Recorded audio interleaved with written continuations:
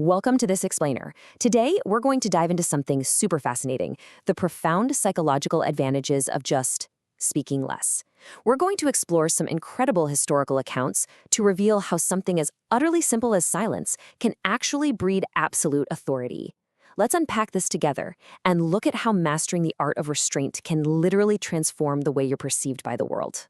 Let's kick things off with a really simple but honestly profound question. Why is it that the most powerful people say so little? It kind of challenges everything we think we know about communication and control, right? I mean, we're always taught that to be persuasive, we need to speak up, explain ourselves, and dominate the conversation. But history's greatest strategists, they did the exact opposite.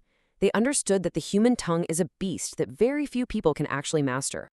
To set the stakes for our explainer today, I want you to picture a brilliant visual metaphor from Leonardo da Vinci. Imagine an oyster opening up completely under the light of a full moon. A crab sees this golden opportunity, tosses a little stone inside so the shell can't snap shut, and devours it. Da Vinci is basically telling us that such is the fate of anyone who opens their mouth too much. By speaking endlessly, you put yourself entirely at the mercy of the listener. You literally invite the crab in. Okay, let's jump into Section 1, the art of restraint, which is the core principle of power.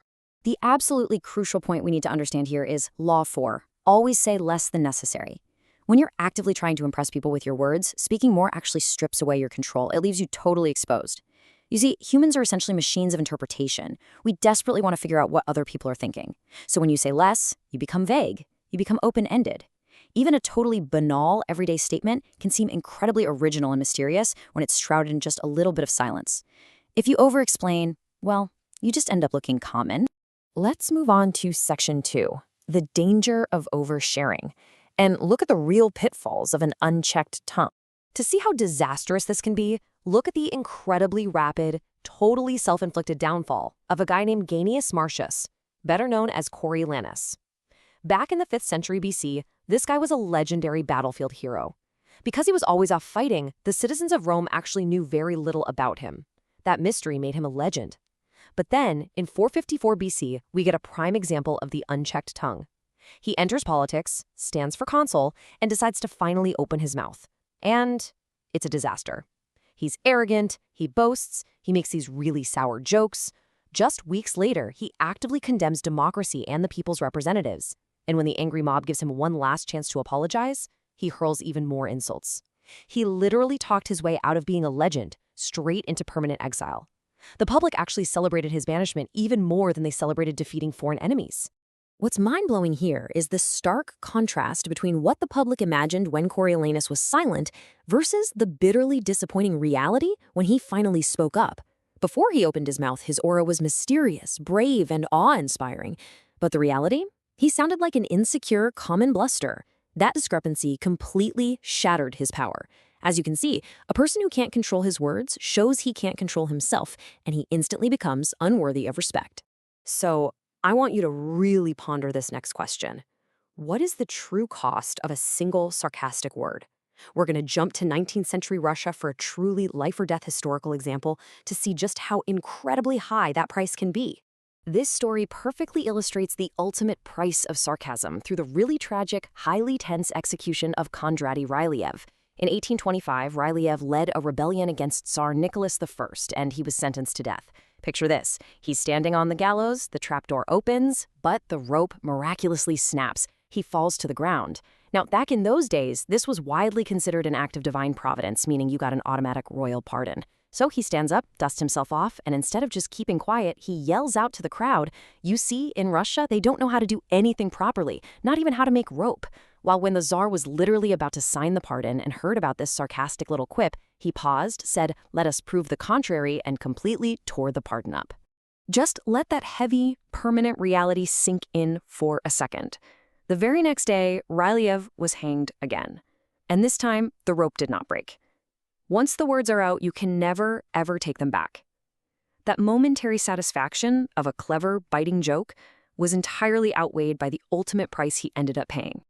Let's pivot now to Section 3, the power of silence, and look at the triumphs of the masters. Just imagine the frantic, nervous preparations required to get a single audience with King Louis XIV of France. His nobles and ministers would spend days and nights agonizing over state issues. They'd form alliances, sweat over exactly how to phrase things, worry about the time of day to approach him. They'd even practice their facial expressions. Finally, the two chosen representatives would step up to the king at Versailles and nervously pitch their thoroughly debated options, laying out every single detail to a completely silent monarch. And after all that agonizing preparation, the king wielded this immense, almost terrifying power with just 3 impossibly brief words. "I shall see." That's it. He'd look at them, deliver this super short phrase, and just walk away. The ministers wouldn't hear another word on the subject until weeks later when Louis finally made his move. The major takeaway for us here is how silence acts as a tactical, terrifying mask. By forcing himself to be so taciturn, Louis kept everybody below him completely off balance. Think about why this matters so much. If you don't know what someone wants to hear, you can't deceive them, right? As his subordinates nervously talked on and on just to fill the silence, they were actively feeding the king incredibly valuable intelligence. They revealed their true motives and weaknesses, while he remained completely and utterly unpredictable. All right, let's explore Section 4. Mastering the enigma, and see how this principle dominates across modern disciplines. You see, it wasn't just ancient kings. Modern giants like statesman Henry Kissinger and artist Andy Warhol both used strategic sparseness to force other people to do the heavy mental lifting. Kissinger would take a report a staffer worked on for days and simply ask, "Is this the best you can do?" without giving a single actual note. The staffer would frantically rewrite and polish it, only to get that exact same vague question back, pushing them to their absolute limits. Meanwhile, Andy Warhol rarely talked about his art. He gave these vague, almost oracular interviews, making journalists twist in circles, desperately projecting their own profound interpretations onto his often meaningless phrases. Warhol actually had a surprisingly blunt revelation about this. He said, "I learned that you actually have more power when you shut up." It completely transformed how he operated. He realized early on that trying to talk people into doing what he wanted just made them resist out of sheer stubbornness. By shutting up, he exponentially increased the value and mystique of his art. Let others do the interpreting, and your power instantly multiplies. By acting like the ancient oracle at Delphi, these modern masters absolutely prove that brevity creates an irresistible aura of profound meaning. When visitors consulted the priestess at Delphi, she didn't hand them a textbook explanation.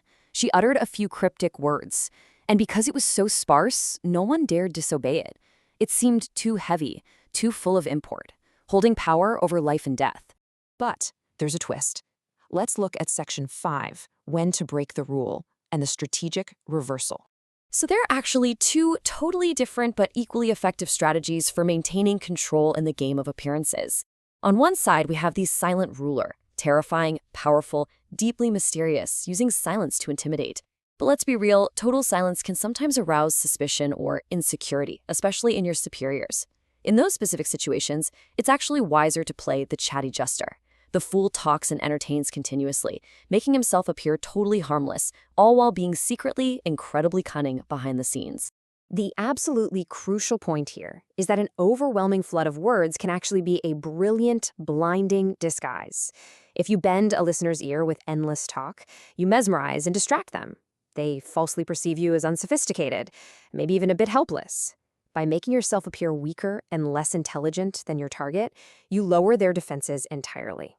This allows you to operate and practice deception with incredible ease, completely free of any suspicion. Which brings us to the end of our explainer, with a final, provocative thought to keep you analyzing the immense power of your own words long after we wrap up today. When you open your mouth tomorrow, are your words building your power or serving you up to the crab? Remember Da Vinci's oyster. Every single word you speak is a strategic choice. Choose carefully, embrace the enigma, and let silence do the heavy lifting. Thanks for joining me on this explainer, and I seriously challenge you to test the power of saying less than necessary this very week.